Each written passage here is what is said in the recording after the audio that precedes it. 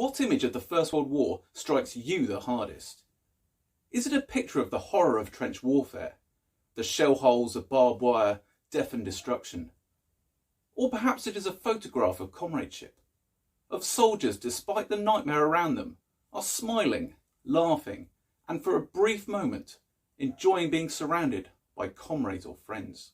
Or maybe it is a picture which clearly shows the sheer scale of war. It could be a vast stockpile of shells, the mammoth side of a battleship prowling the North Sea, or the unending columns of men marching towards the guns. But it could be an image hundreds of miles away from the front, away from the noise, and away from the dead and the dying. An image like this. This image here, well known to history buffs, is a picture that shows the heartwarming moment where a mother welcomes home her son on leave. It, with others, was taken by photographer Horace Nichols and is entitled 14 Days on Leave. The soldier is a member of the Sherwood Foresters. We can see so well the sheer relief and joy on the mother's face. The soldier, he's carrying his Lee Enfield with the lock protector over the working parts and has what looks like a dinged and battle-worn helmet on his backpack. The mother's hands are clasped about her son's, and it is truly a loving picture. For the mother, like thousands of others, would have had to come to terms with the fact that when their son went off to war, they might never see them again. It was an emotional burden that all too many parents had to live with, day in and day out. But it is not this picture that I want to talk about. It's this one.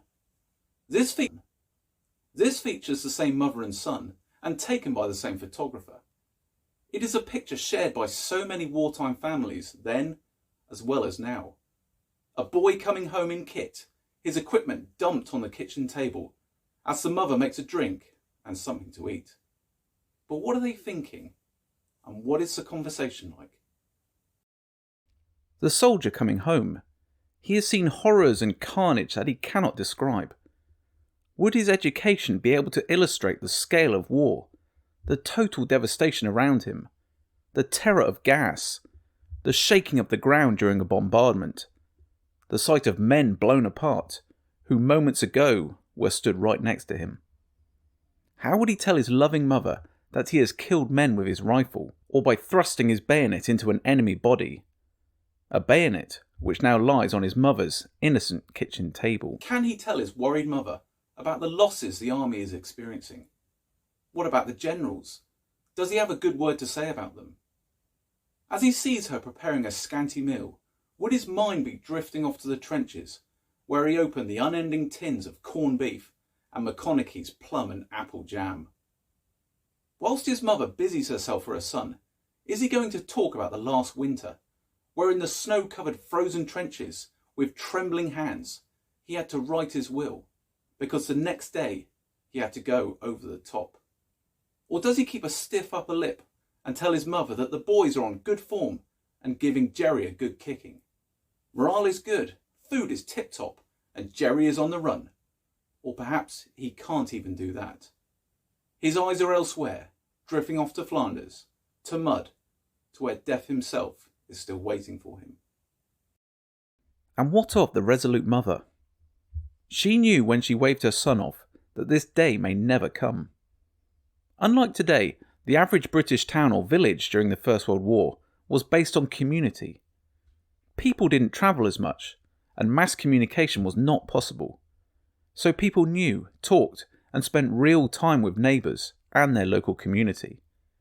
If a family lost a father, son or brother during the war, neighbours would know all too soon. So this mother would have been waiting every day for that knock on the door that so many of her neighbours must surely have had already.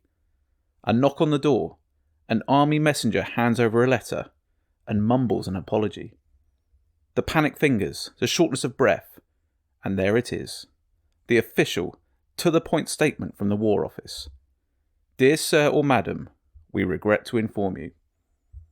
But against the odds, her son is back, at home and safe, for now. But what would she say? She would notice how much the boy had grown up, or was it aged? Did he look well fed? His uniform, though brushed, was tattered and grimy. The boy's fingernails bitten low, and those lines about his eyes. Yes, he had aged in so short a time. But he was safe. He might have seemed quiet, or was he just tired? Or were the rumours true, that the British weren't doing well? Losses were worse than was being reported. What was the truth?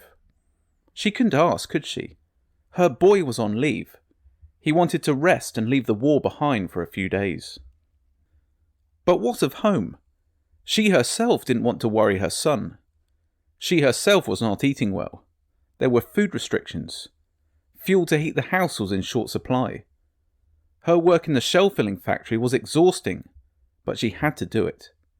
She herself had seen women falling sick at work, their skin turning yellow due to the TNT, not to mention the explosions and deaths that were being kept from the soldiers at the front.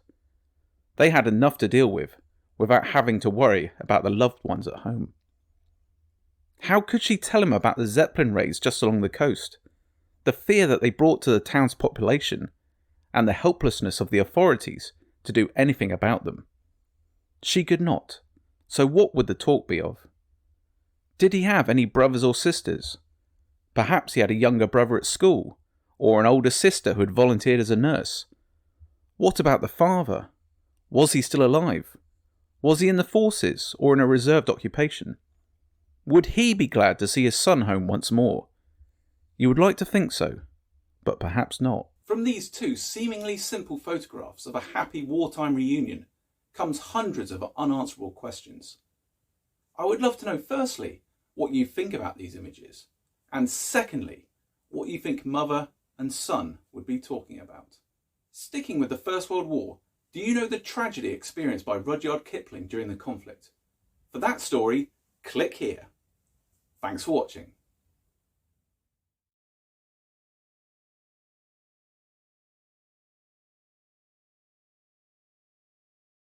The flawed battle plan for the Great Somme offensive of July 1916 doomed a generation of young men.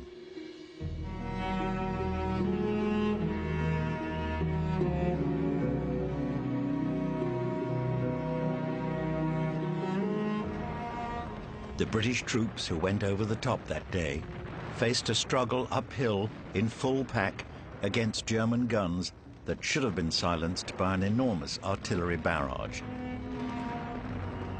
Those men fortunate enough to make it to the German lines were horrified to look back and see how overlooked their positions had been.